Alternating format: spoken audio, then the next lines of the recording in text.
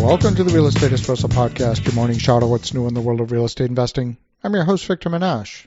On today's show, we're talking about demographics. The baby boom started in the wake of World War II in 1946. If you were born in 1946, then you're 80 years old now. You're the oldest baby boomer. The baby boom covered the time period from 1946 all the way through 1964. The youngest baby boomer is 61 years old. We keep hearing that the baby boomers are driving the need for senior housing, specifically assisted living and memory care. The problem is that the baby boomers have not been old enough to need senior housing in large numbers, at least up until now. That's finally changing. The real wave is still another 5 years away, but it is starting. For years, senior housing has been discussed as a future opportunity. Demographics have been cited, charts have been shown, forecasts debated, but both operators, investors, and capital markets largely treated it as a story for the future. Well, that phase is now over. The wave is here. It's not a headline about what's coming, it's a recognition of what's already happening inside operating statements, in occupancy reports, in labor markets, and capital flows. Senior housing is no longer an emerging theme, it's becoming an operating reality. And for those of you who know us well, at Y Street Capital, we're part owners, developers of senior housing. The most important shift is that demand is no longer theoretical. The leading edge of the baby boomer generation has finally moved into that age bracket that actually needs senior housing. It's not a single cohort spike, it's a multi-decade demand curve that's now fully engaged. What makes this moment different from prior cycles is the lack of new supply relative to demand. Construction starts slowed materially over the last few years, partly due to interest rates, partly due to the pandemic, partly due to low occupancy. The result is a widening imbalance between need and available units. Occupancy gains across independent living, assisted living, and memory care are not seasonal. They reflect structural absorption that's very likely persist. From a developer and allocator perspective, this is exactly the moment when disciplined operators begin to outperform.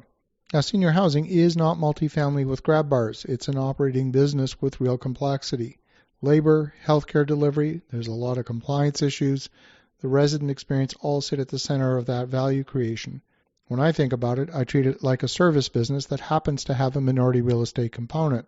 What the current cycle is exposing is the difference between ownership and operation.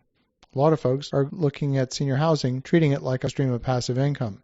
And sure, you can invest passively in active businesses.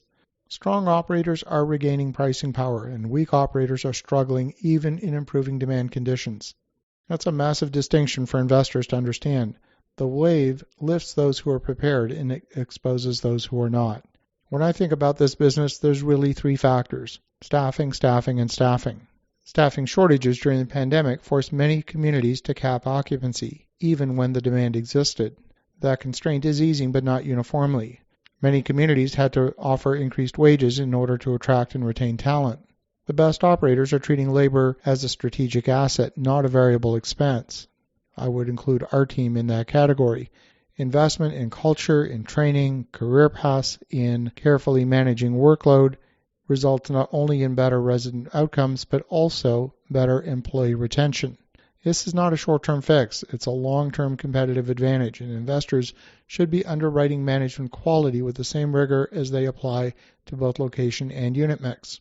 The capital markets for senior housing are also reopening. For a while, it was in a bit of a capital no man's land. Too operational for traditional real estate and too real estate intensive for private equity expecting rapid exits. There have been some spectacular failures in senior housing, including some large private equity firms that made investments just as the pandemic was hitting. All of those dislocations seem to be behind the industry. The debt markets are re-engaging, particularly for stabilized or near stabilized assets with strong operators.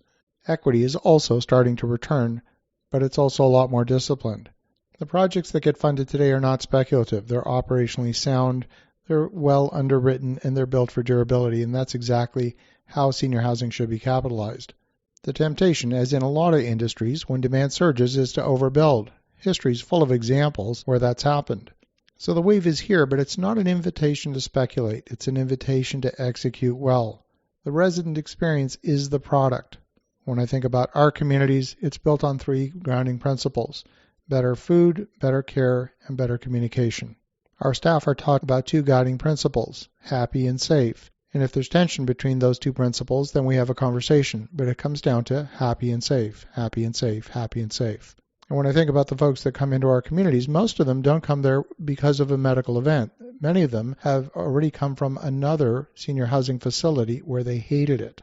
So it's not just a question of attracting an initial person to move in, it's a matter of retaining them. And that all comes down to building quality of life and delivering a great resident experience. So it comes down to the programming, the food service, the healthcare integration. Those are no longer differentiators, they're absolutely required. Communities that treat residents with dignity, with transparency, with great communication with family members are always going to outperform financially. And that's very difficult to capture in an Excel spreadsheet. So when you read the headlines that say the wave is here, what does that really mean for investors? It means often there could be opportunity, and that's true, but it's also incomplete. The wave means responsibility. Senior housing involves vulnerable populations, many of whom cannot self-advocate. After being in this business now for 6 years, what that's taught me is that operators and investors who succeed are the ones who think in decades, not quarters. Those who invest in people, not just buildings, and those who understand that trust is the most valuable asset in the business. The wave is here. The question is not whether senior housing will grow. It absolutely will. The question is who is going to be prepared to ride it? Who's going to be prepared to deliver a standout experience? And of course, there will still be those operators that aim to squeeze out a profit at the expense of their residents rather than maximizing their profit based on delivering a great experience. As you think about that, have an awesome rest of your day. Go make some great things happen. We'll talk to you again tomorrow.